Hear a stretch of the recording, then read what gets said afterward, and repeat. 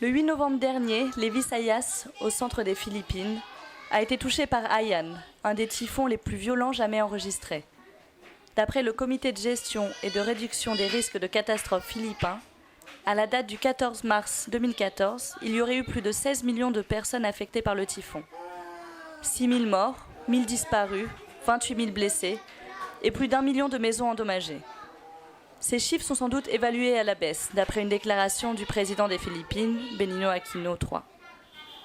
Les Philippines sont l'un des pays les plus exposés aux catastrophes naturelles et au réchauffement climatique. Virlani est une fondation qui opère aux Philippines, implantée depuis 21 ans. Elle doit répondre aux besoins de la population victime de ces catastrophes. Son action s'inscrit dans la durée. Nous avons décidé d'agir dans la phase de reconstruction afin de fournir l'assistance nécessaire pour que les enfants, les familles et les communautés puissent améliorer leurs conditions de vie. Dominique Lemay, fondateur et président de Virlani, a tout d'abord réalisé 3 missions d'urgence et d'évaluation en novembre et en décembre dernier. Il a tout d'abord visité les sites les plus affectés par le typhon Haiyan, puis il a identifié les communautés qui étaient les plus touchées. Il a enfin réalisé une distribution de médicaments, de produits alimentaires de base, de l'eau et des bâches pour abriter les familles. Il a ensuite choisi la zone d'intervention et établi les premiers contacts avec les autorités. Le staff de Virlani a réalisé une cartographie des membres de la communauté afin de déterminer les bénéficiaires du programme, d'après les pertes subies, leur métier, leurs ressources, leur situation familiale et la situation de leurs enfants. 3 zones d'intervention ont été choisies. Tout d'abord le village de Tiglawigan, sur l'île de Negros, où la Fondation Virlani va aider 183 familles. Puis le village de Pondol, sur l'île de Panay, où la Fondation va aider 175 familles.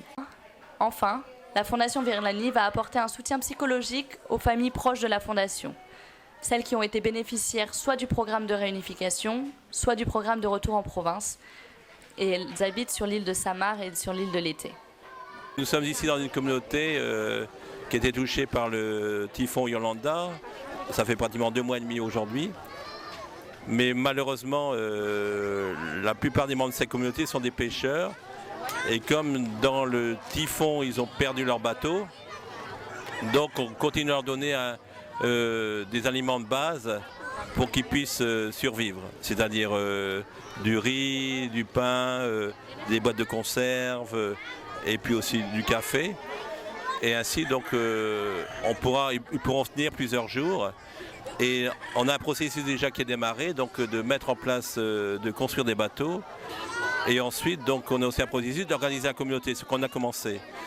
Parce qu'il faut savoir que si la communauté n'est pas organisée, on aura des problèmes dans le futur pour structurer et puis pour mettre en place nos différents programmes.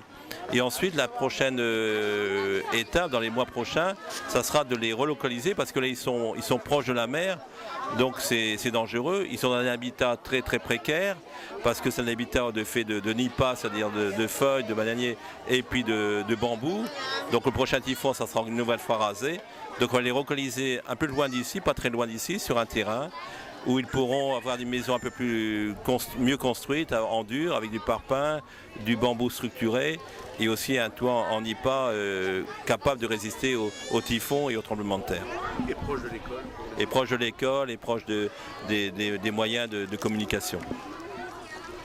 Il y a à peu près 150 familles qui vivent dans ce quartier, dans ce qu'on appelle Barangay.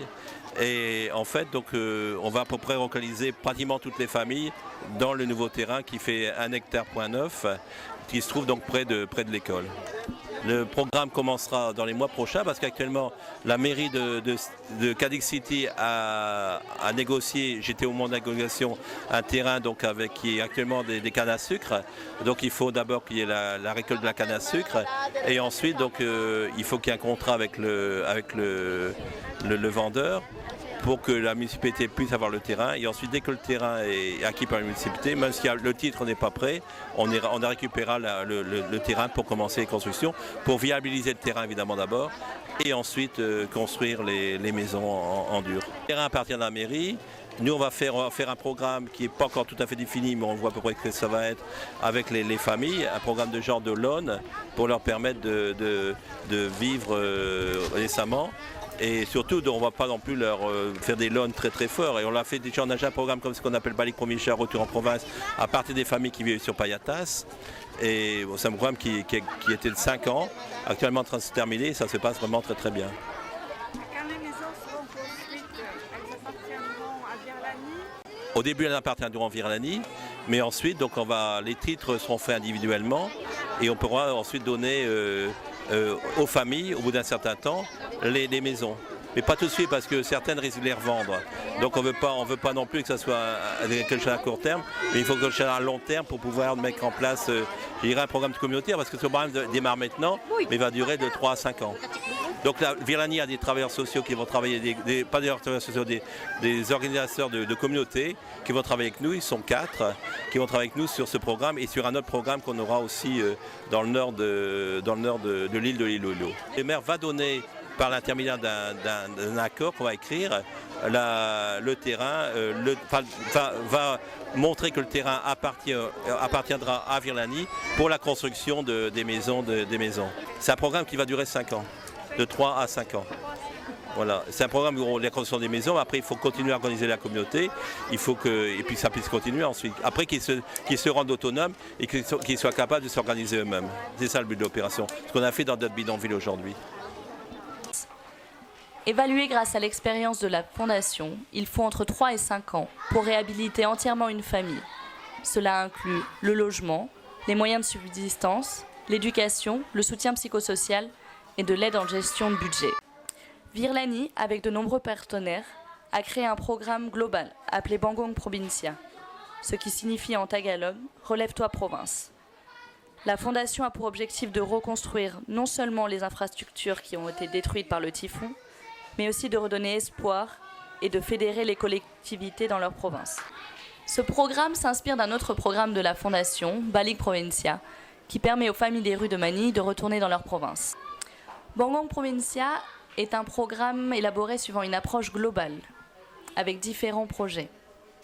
Tout d'abord, Balik Escuela, qui signifie en tagalog « redonner des écoles ». Balik Bahay, redonner des maisons qui résistent aux intempéries. Balik Kabuayan, redonner des moyens de subsistance et un accès à l'emploi. Balik Tubik, Balik Corriente, redonner de l'eau et de l'électricité. Balik Banca, redonner des bateaux aux pêcheurs. Balik Sayat Sigla, redonner une aire de jeu. Balik Pagasa, redonner espoir, en apportant un soutien psychologique aux enfants et aux adultes. Plus nous récoltons de fonds, plus nous pourrons étendre notre action. Nous avons déjà par exemple redonné des bateaux aux pêcheurs de Tiglawigan. Une cérémonie d'inauguration a eu lieu la semaine dernière et 22 bateaux ont été mis à l'eau. Aidez-nous à venir en aide aux victimes. Redonnons ensemble le sourire aux victimes d'Ayan.